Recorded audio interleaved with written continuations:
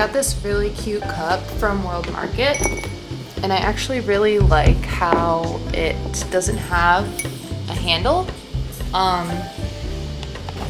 hands are always cold, and this is going to be absolutely delightful when we live in a colder place, and I can just warm my little fingers up with this little cup.